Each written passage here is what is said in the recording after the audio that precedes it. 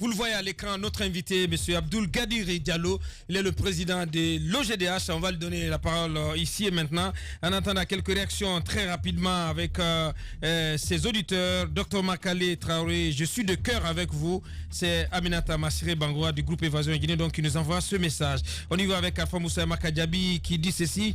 Bonjour Abakar à toute l'équipe. Abakar, je poursuis mon confinement. Comme vous pouvez le témoigner, le monde est en danger et la Guinée n'est pas isolée. Je suis confiné jusqu'à nouvel ordre. Merci d'avoir distribué des kits à des proches. Que Dieu protège et sauve les Guinéens et le monde. Mais les concitoyens doivent obéir aux consignes d'hygiène recommandées. C'est Alpha Moussa. Donc, il nous annonce qu'il s'est mis complètement en auto-confinement. J'ai pas compris. Autoconfinement, il n'y a qu'à se faire dépister d'abord. Bien, il faudrait que Sekouba Djoubate qui nous envoie ce message, il faudrait que le Mohamed nous explique mieux ce qu'il vient d'avancer. Je ne sais pas ce qu'il veut dire. Deux dernières réactions, on va lui donner la parole à notre invité, Tanga Suleiman. Bonjour les GG, bonjour Abouakar. Enfin, c'est officiel. Les NFD, le parti donc NFD a gagné à Pita sur la liste nationale aussi à l'uninominal. Donc merci à Pita. C'est un inconditionnel de Mouktar Diallo qui nous envoie à ce message. Un dernier, on y va avec cette réaction de Mamoudou D. Kaba. Bonjour les grandes gueules. L'aéroport international de Conakry a été officiellement fermé et à tous les vols entrants et sortants par surprise. Un vol d'Air France au départ de l'aéroport de Conakry-Bessia la nuit dernière. Il pose la question, qu'arrive-t-il aux passagers que la France a transportés dans notre pays? Il pose la question. Nous avons notre invité Mohamed Mara. Non, avant, il faut tuer quand même cette rumeur tout de suite. Je pense que c'est dangereux. L'avion est venu, d'après nos informations, est venu vide en Guinée. Absolument vide, oui, absolument. Pour prendre des citoyens français qui veulent rentrer chez eux. Tout à fait. Donc ça se fait dans tous les pays. Les nations ont le droit de rapatrier leurs citoyens. Donc il ne faut pas du tout s'aimer de psychose là-dessus. Il n'y a pas eu de passagers à destination de Conakry. De Conakry. Bonjour, Monsieur Diallo. Bonjour. Bienvenue dans notre émission. Allez-y, Madame Rodlom. Moi, je voudrais quand même faire réagir Monsieur Gadiri parce que c'est l'un des pionniers des organisations de défense des droits de l'homme en Guinée depuis 1990, en parlant notamment de l'OGDH sur l'historique de la circulation des armes. On parle aujourd'hui de saisine d'armes de guerre notamment. Comment vous réagissez à ce qu'on nous a montré à la télévision ces jours-ci, notamment par le commissaire Fabou Kamara? Merci de m'inviter à votre émission et surtout, j'exprime ma compassion à Madame Makale qui vit une épreuve due à ce coronavirus. Et je la remercie d'avoir été sincère et de s'être portée devant le système qui travaille sur ces questions-là. Parlant de saisie d'armes et de circulation d'armes, je crois que la Guinée a très mal géré depuis l'indépendance la question liée à la circulation des armes. Je m'explique. La Guinée n'a jamais été en guerre pour qu'on dise qu'il faut absolument faire un programme de DDR. Mais la Guinée a vécu un système politique qui a toujours créé les conditions d'une circulation massive d'armes dans ce pays. Au temps de la Première République, où c'était le parti-État, on parlait du peuple en armes. On a massivement distribué des armes à des milices qui étaient à l'époque la garde du parti politique, pouvoir, qu'on appelait la milice populaire. Même dans les plus petits districts et quartiers, il y a des miliciens qui circulaient avec des armes, des carabines 44, des SKS et autres. Arrive l'armée en 1984, on se fait l'économie de procéder à un ramassage systématique de toutes les armes qui ont été distribuées à l'époque. Donc cette déperdition a fait qu'à un moment donné, on n'a pas fait un travail systématique de désarmement. La Guinée, à un moment donné, a été entourée par un cercle de feu. La Guinée-Bissau était en guerre, son indépendance. La Côte d'Ivoire a eu sa guerre, la Sierra Leone a eu sa guerre, le Libéria a eu sa guerre. Même la Casamance. La Casamance, l'une des plus vieilles guerres de la sous-région, existait à l'époque.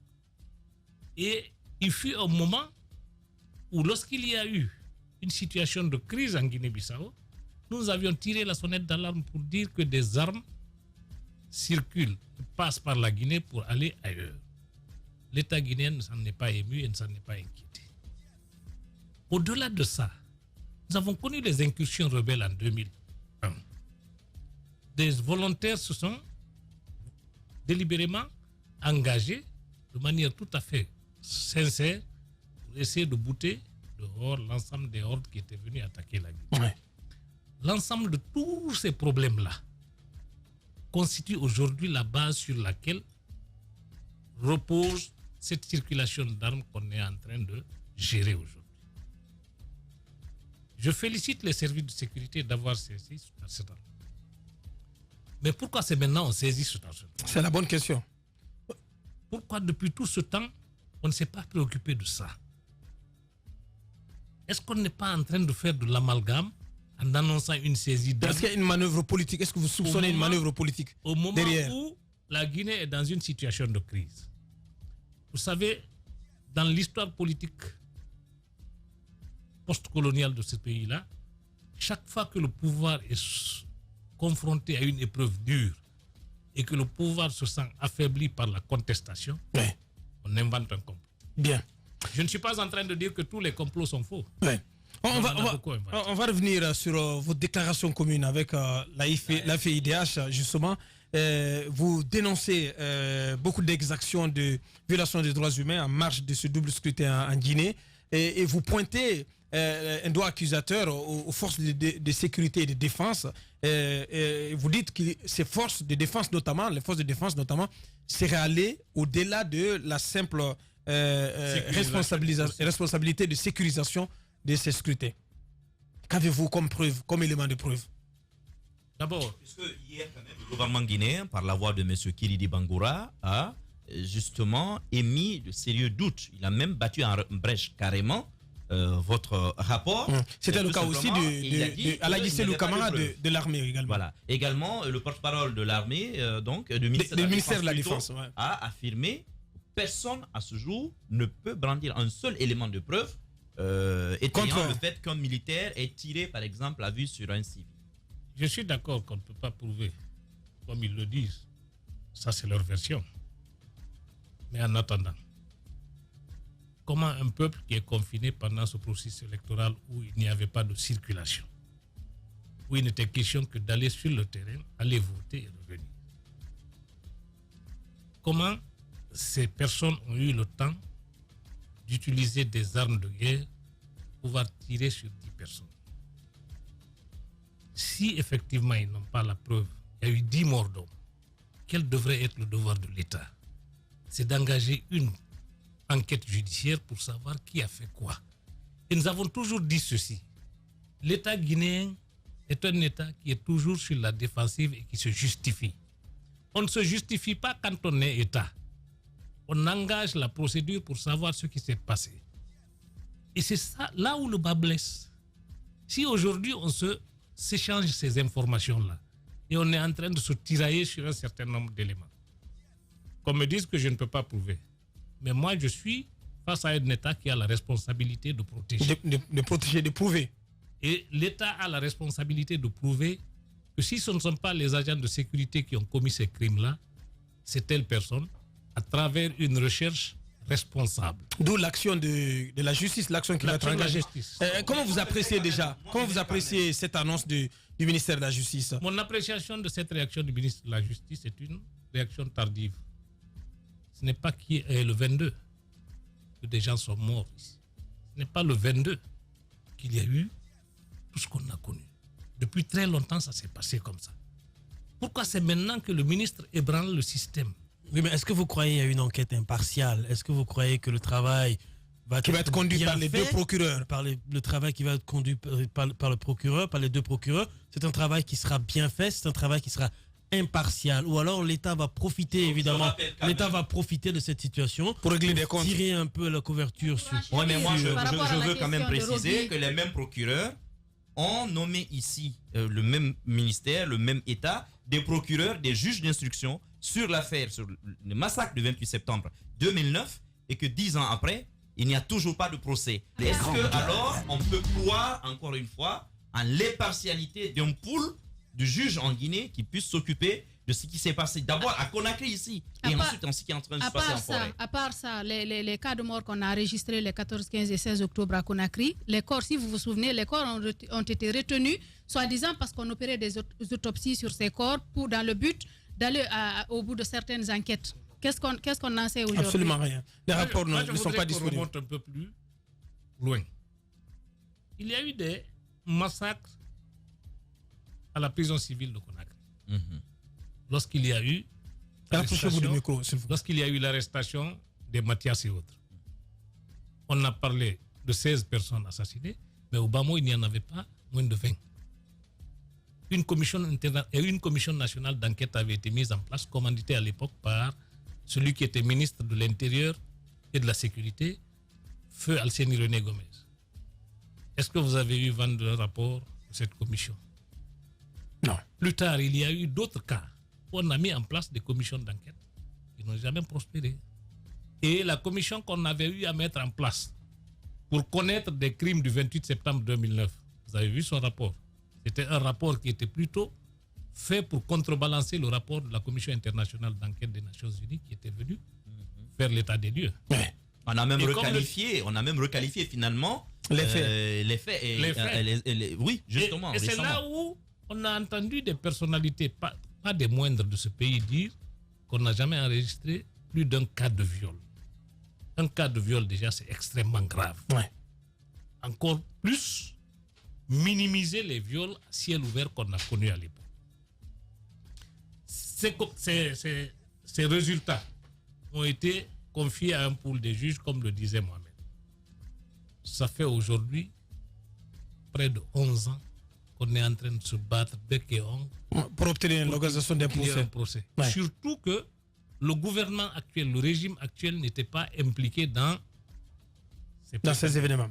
Alors donc, malheureusement, vous ne croyez pas du tout à l'action qui va être menée par ces procureurs? Je crois très peu à une action qui est engagée aujourd'hui par la magistrature guinéenne, du fait qu'il y a eu des magistrats parmi ce corps-là, bien que je le respecte bien, mais il y a des magistrats qui se sont systématiquement positionnés et qui ont pris fait et cause pour des situations qui ne devaient pas être. Alors, est-ce que je voudrais le ramener sur le bilan. Vous pensez plutôt que la solution, est-ce que comme lui, vous appelez aujourd'hui à l'envoi en Guinée d'une commission d'enquête internationale sur ce qui s'est passé pendant et après ces deux scrutins? Moi, je crois que d'abord, la Guinée aurait plus à gagner mettre en place une commission nationale impartiale, connaître ses crimes et les laisser évoluer librement. Mais à défaut de ça, parce qu'il y a une crise de confiance entre le gouvernant et le gouverné, la mise en place d'une commission internationale d'enquête s'imposerait dans ces conditions. En ce sens que la Guinée n'a jamais eu le courage moral et politique de s'assumer et de pouvoir, avec beaucoup de responsabilités, mettre en place un système qui permette aux Guinéens d'être rassurés. Bien, moi je voudrais vous ramener sur le bilan, Mohamed, si tu permets. Voilà. Oui. Parce qu'il y a beaucoup de chiffres qui ont circulé. Le gouvernement a parlé de 4 morts avant de passer à 5 ou 6. On parle des Zérékoré où il y a beaucoup d'atrocités ont été commises. Qu'est-ce que vous savez de ce qui s'est passé à Zérékoré en termes de bilan humain, aussi bien à Zérékoré que dans tout le pays? Bon, pour ce qui est de Conakry, je peux vous garantir que les 10 personnes qui ont été assassinées, nous avons leur nom et toutes les références qui correspondent à ces victimes-là. Ouais. Pour le cas de Zérékoré, nous avons des représentations à Zérékoré. Et aujourd'hui, qu'est-ce qui se passe? C'est qu'ils ont créé les conditions d'une militarisation de la ville de Zérékoré. On ne permet pas à une catégorie de personnes de sortir pour essayer de s'enquérir de ce qui se passe sur le terrain. Mais malgré que la ville est militarisée, il y a des personnes qui sortent et qui vont commettre des crimes dans certains endroits. Nous avions effectivement demandé de manière officielle à ce qu'on nous permette, à travers nos sections qui sont à Zérékoré, d'accéder à la morgue pour savoir qui a été tué. Et à la dernière minute, on m'apprend que certains corps ont été subtilisés de nuit pour aller être enterrés. Pourquoi veut-on cacher une situation qui aurait pu nous aider de faire l'économie de ces différentes crises que Zérékoré a connues? Voici des populations qui ont cohabité dans la paix et il y a des pactes qui les lient. Ouais. Mais avec l'instrumentalisation politique, vous l'avez dit tout à l'heure, en 1990, lors des élections locales, on a instrumentalisé ce système-là et on a fini par utiliser les uns contre les autres. Aujourd'hui, on ne peut pas savoir avec exactitude quel a été le bilan des massacres qu'il y a eu à l'époque. Et de la même manière, aujourd'hui, on réédite cet exploit-là. Bien. C'est dommage. Alors, bien, Mohamed, si tu permets, on va aller sur le terrain, on va prendre le regard du ministre de la Citoyenneté et de l'Unité nationale sur tous ces événements douloureux. Monsieur Mamadou Tan Diallo, en direct. Les grandes gueules. Bonjour, monsieur le ministre de la Citoyenneté et de l'Unité nationale. Bonjour à tous et à toutes. Bienvenue. Allez-y, madame. Bienvenue chez les grandes gueules, monsieur le ministre. Hier, on vous a vu à la télévision pour parler de toutes les atrocités que la Guinée a connues ces derniers temps parce que le 22, la veille du 22 et le jour J, nous avons quand même enregistré selon, selon le FNDC, une dizaine de morts, selon le gouvernement, 6 personnes. Mais aujourd'hui, à ce stade, on ne connaît pas exactement le bilan de ce qui se passe du côté de Zérékoré. Pourquoi cette sortie tardive? Parce qu'aujourd'hui, on suppose que le 22 c'était dimanche. Il vous a fallu quand même tout ce temps pour pouvoir communiquer hier. Pourquoi une sortie si tardive? 5 jours. C'est pas tard, à votre avis? J'ai envie d'ajouter, monsieur le ministre. Bien, il est parti pour le moment. Oui, on va tenter de le rappeler. Non, très honnêtement. Le ministre quand même, il ne peut pas nous faire le coup de Non, il a le droit de parler. On va l'écouter. Mais bien, personnellement, je ne sais pas quelle question faudrait-il lui poser. Il a l'obligation de Cette histoire, elle n'a pas commencé aujourd'hui. Des alertes ont été lancées. Beaucoup d'atrocités, beaucoup d'exactions dans ce pays. Au rouge cramoisi, depuis de nombreux mois, on a vu ces sorties. On a entendu certains de ses propos. Il est resté impavide face à cette situation. Je ne sais pas qu'est-ce que sa sortie actuelle va apporter comme baume au cœur des familles des victimes, au cœur des gens qui sont meurtris. Bien, les gars, quand même. Il a droit à la parole, quand même. Tu vas pas nous emmener. Mais il a droit à la parole, quand même. Il n'a pas droit à la On parole. va lui donner la parole. Il n'y a personne qui a dit qu'il n'a pas droit à la parole. Bien, Abaka, il y a personne qui a dit. Mohamed, on se calme. Il n'y a personne qui a dit. Il y a personne qui a dit qu'il n'a pas droit à la parole. Mais qu'on se souvienne bien que dès sa nomination, j'ai été l'un des premiers Guinéens déçus dans ce studio. Comment ça? J'avais dit qu'on regrettait Gassama. On revient à notre invité. Justement. Alors aujourd'hui, moi, il y a 2 situations qui m'interpellent. La première, c'est quand même, il y a un foisonnement de vidéos que nous voyons. Même tout à l'heure, j'en regardais encore avec Hiero tout à l'heure, où on voit des pick-up, de l'UCL, soit de la gendarmerie, la police, foncer parfois sur des jeunes gens, parfois appuyés par ceux-là qu'on appelle des contre-manifestants, pour violenter d'autres citoyens. Est-ce que cela vous interpelle de voir aujourd'hui que des jeunes Guinéens sont capables de prendre des armes blanches, sont capables de prendre des gourdins contre d'autres jeunes, avec l'appui parfois de certains services de sécurité? Secondo, on n'en parle pas. Mais c'est quand même cette chape de plomb qui s'abat sur la liberté d'expression dans notre pays. Je ne sais pas si on peut parler de démocratie, si les journalistes et les activistes des droits humains sont les premiers parfois à en payer, que ce soit en termes d'intimidation, de menaces, parfois de mort dans notre pays. Bien, est-ce que notre invité va répondre à la question? On va repartir sur le terrain pour entendre monsieur Mamadou Tan Diallo, le ministre de la Citoyenneté et de l'Unité nationale. Il est de retour sur cette antenne. Bonjour, monsieur le ministre. Reprenez la synthèse de la question parce que... Bien, Madame Hiero, donc, qui vous posait la question, vous allez l'écouter, allez-y. Alors, je reviens sur ma question, monsieur le ministre. On vous a vu hier à la télévision, après presque 5 jours, après 5 jours, à 5 jours des élections, à 5 jours après les élections, bien entendu, parce que je le disais, selon le FNDC, il y a eu 10 Guinéens qui ont perdu la vie la veille des élections et le jour J, mais selon le gouvernement, on parle de 6 personnes, mais nous avons vécu une autre situation plus difficile. Nous sommes en train de vivre d'ailleurs, parce que ce n'est pas terminé du côté de Zérékoré. Pourquoi cette sortie tardive? Est-ce que vous ne pensez pas que vous parlez tardivement aux Guinéens, alors qu'ils auraient eu besoin qu'il y ait de l'alerte, qu'il y ait de la communication, qu'il y ait de l'action, qu'il y ait même certains de vos agents ou vous-même sur le terrain pour appeler au calme? Est-ce que vous avez finalement le sentiment que les Guinéens entendront votre voix quand pendant des mois, il y a eu des appels du pied. On a vu toute cette histoire-là arriver de très loin. Les enlèvements. Et on ne vous a pas entendu. Est-ce que vous pensez que les gens aujourd'hui seraient réceptifs à votre message? Bon, écoutez, il y a, si vous voulez, quand on est, disons, dans un gouvernement, il y a plus des actions qui doivent se mener à l'interne que, si vous voulez, des actions de dénonciation. Alors, je peux vous dire que bien avant les élections et pendant et tout le temps, nous avons au niveau du ministère travaillé en étroite collaboration avec le ministère de la Justice, avec le ministère de la Sécurité et avec le ministère de la Défense nationale. L'important, si vous voulez, c'est que ce travail-là ait des répercussions sur le terrain. Sûrement, comme vous dites, il faut communiquer sur des résultats tangibles et concrets, mais je peux vous dire qu'à l'interne, nous le faisons. Nous privilégions plus l'action à l'interne. Sauf le résultat. Le résultat sur le terrain, puisqu'aujourd'hui, on compte les morts à l'appel, monsieur le ministre. Quelles sont ces actions que vous voudriez nous vanter? Puisqu'en fin de compte, sur le terrain, il n'y a pas eu d'impact. Non, on n'est pas là pour vanter. Je peux vous dire qu'on a travaillé, par exemple, sur les arrestations. On est en train de travailler sur, effectivement, sur est-ce qu'il ou non, il y a des gens qui sont détenus dans les camps.